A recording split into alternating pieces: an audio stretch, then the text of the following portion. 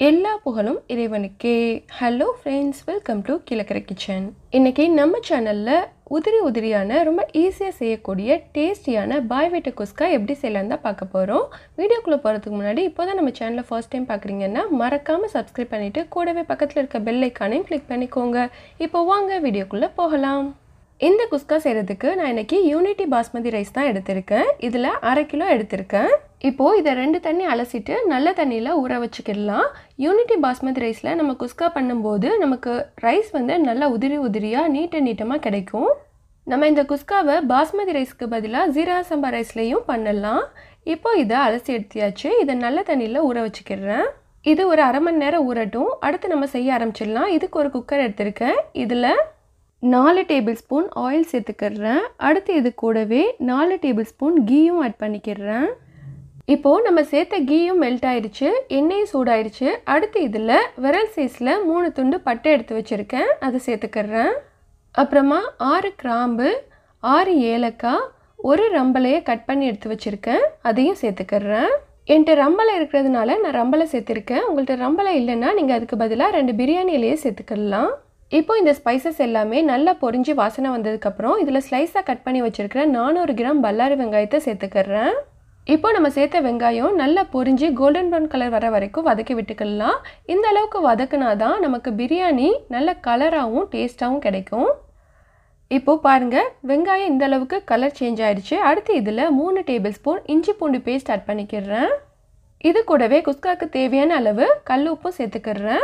So இந்த மாதிரி இஞ்சி பூண்டு பேஸ்ட்டோட கல் உப்பு சேர்க்கும்போது கீழே அடி பிடிக்காது. இப்போது நம்ம சேர்த்த இஞ்சி பூண்டு நல்லா வதங்கி மணம் வந்துடுச்சு. அடுத்து இதில் 5 பச்சை மிளகாயை சேர்த்துக்கிறேன். அடுத்து இது கூடவே கட் பண்ணி வச்சுருக்கிற 300 கிராம் தக்காளியையும் சேர்த்துக்கிறேன். நான் பசங்களுக்காக வேண்டி காரத்தை கம்மியாக தான் சேர்த்துருக்கேன். உங்களுக்கு காரம் அதிகமாக வேணுச்சுன்னா நீங்கள் மிளகாயோட அளவை கூட்டிக்கோங்க. இப்போது தக்காளி நல்லா மேஷ் ஆயிடுச்சு. அடுத்து இதில் 2 டீஸ்பூன் காஷ்மீரி சில்லி பவுடர் சேர்த்துக்கிறேன். உங்கள்கிட்ட சாதா மிளகாத்தூள் தான் இருக்குது அப்படின்னா நீங்கள் 1 டீஸ்பூன் அளவு சேர்த்துக்கோங்க. மிளகாத்தூள் சேர்த்துட்டு லைட்டாக மிக்ஸ் பண்ணி விட்டதுக்கப்புறம் அடுத்து இதில் 1 கைப்பிடி அளவு புதினா, 1 கைப்பிடி அளவு மல்லி இலைகளை சேர்த்துக்கிறேன். புதினாவையும் மல்லி இலையும் இந்த அளவுக்கு சேர்த்தா தான் நமக்கு குஸ்கா நல்ல மணமாக கிடைக்கும். ஸோ இது ரெண்டையும் குட்டி குட்டியாக கட் பண்ணி சேர்த்துக்கோங்க. இந்த மாதிரி சின்ன சின்னதாக நறுக்கி சேர்க்கும்போது பசங்க அதோடு சேர்த்து சாப்பிடுவாங்க. இப்போது இது கூட 50 ml கெட்டியான தயிர் சேர்த்துக்கிறேன். தயிர் சேர்த்ததுக்கப்புறம் இதை நல்லா கலந்து விட்டுக்கோங்க. நெக்ஸ்ட் இது கூடவே லெமன் ஜூஸ் ஆட் பண்ணிக்கிறேன். ஸோ பாதி லெமனோட ஜூஸை வந்து பிழிஞ்சு எடுத்து வச்சுருக்கேன், அதை இதில் சேர்த்துக்கிறேன். இது கிட்டத்தட்ட பிரியாணி மாதிரி தான். பட் பிரியாணியில் வந்து நம்ம மட்டனோ சிக்கனோ சேர்ப்போம், இதில் அது சேர்க்க மாட்டோம், அவ்வளோதான். இப்போது தயிர் லெமன் ஜூஸ்லாம் சேர்த்ததுக்கப்புறம் ஓரங்களில் எண்ணெய் பிரிஞ்சு வந்துடும். அதுக்கப்புறம் இதில் 5 கப் அளவு தண்ணி சேர்த்துக்கிறேன். ஸோ நான் எடுத்துருக்கிற 1/2 கிலோ அரிசி அது 2.5 கப் அளவு இருந்துச்சு. ஸோ 2.5 கப் அளவுக்கு 5 கப் அளவு தண்ணி சேர்த்துக்கிறேன். இப்போது தண்ணி சேர்த்துட்டு இதை நல்லா கலந்து விட்டுட்டு இதை மூடி வச்சிடலாம். இது நல்லா கொதிக்கட்டும். இதுக்கு ஒரு பெஸ்ட்டு காம்பினேஷனாக சிக்கன் 65 தான் பொரிக்க போகிறேன். ஸோ இதோட வீடியோ வந்து ஆல்ரெடி அப்லோட் பண்ணியிருக்கேன், ப்ளேலிஸ்ட்டில் செக் பண்ணி பார்த்துக்கோங்க. இப்போது தண்ணி நல்லா கொதிச்சு மணம் வருது. இந்த ஸ்டேஜில் மூடியை ஓப்பன் பண்ணிவிட்டு நம்ம ரைஸை சேர்த்துக்கலாம். அரிசியை 1/2 மணி நேரம் ஊற வச்சுக்கோங்க. ரொம்ப நேரம் வச்சிடாதீங்க, அரிசி உடஞ்சிரும். நம்ம எப்போவுமே வந்து அரிசியை சேர்க்குறதுக்கு முன்னாடி தண்ணியில் உப்பு கரெக்டாக இருக்கான்னு செக் பண்ணிக்கிடணும். இதில் சேர்க்குற உப்பு வந்து கொஞ்சம் தூக்கலாக இருக்கணும். அப்போ தான் வந்து அரிசி வெந்து வரும்போது சரியாக இருக்கும். இதுக்கப்புறம் இதில் நம்ம உப்பு சேர்க்க முடியாது. இப்போ குக்கர் மூடி போட்டு வெயிட் போட்டு இதை 1 விசில் வச்சுக்கிறேன். விசில் போட்டதுக்கப்புறம் ப்ரெஷர் எல்லாமே ரிலீஸ் ஆனதுக்கப்புறம் உடனே ஓப்பன் பண்ணாதீங்க, ஒரு 5 மினிட்ஸ் கழித்து ஓப்பன் பண்ணுங்கள். இன்றைக்கி நான் எடுத்துருக்கிற யூனிட்டி பாஸ்மதி ரைஸ்க்கு 1 கப் அளவு அரிசிக்கு 2 கப் அளவு தண்ணிங்கிற விதத்தில் எடுத்திருக்கேன்.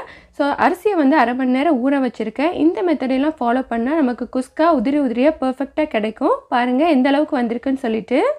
நம்ம எதையுமே வந்து சூட்டோட கிளறும் போது அது குழஞ்ச மாதிரி தான் இருக்கும். ஸோ கொஞ்சம் நேரம் ஆற விட்டுட்டு நம்ம கிளற விட்டோம்னா நல்லா உதிரி உதிரியாக கிடைக்கும். இப்போது கமன்னு சுவையான குஸ்கா ரெடி ஆகிடுச்சு. இதுக்கு ஒரு நல்ல மேட்சாக சிக்கன் 65 ரெடி பண்ணியிருக்கேன். இது கூட ஆனியன் ரைத்தாவும் ப்ரிப்பேர் பண்ணியிருக்கேன். இப்போது சுட சுட டேஸ்டியான குஸ்காவை நம்ம சர்வ் பண்ண வேண்டியது தான். கண்டிப்பாக எல்லாருக்குமே இந்த ரெசிபி பிடிக்கும். ட்ரை பண்ணி பார்த்துட்டு உங்களோட ஃபீட்பேக்கை சொல்லுங்கள். அண்ட் இந்த வீடியோ பிடிச்சிருந்தா please like, comment, share and subscribe my channel. Thank you.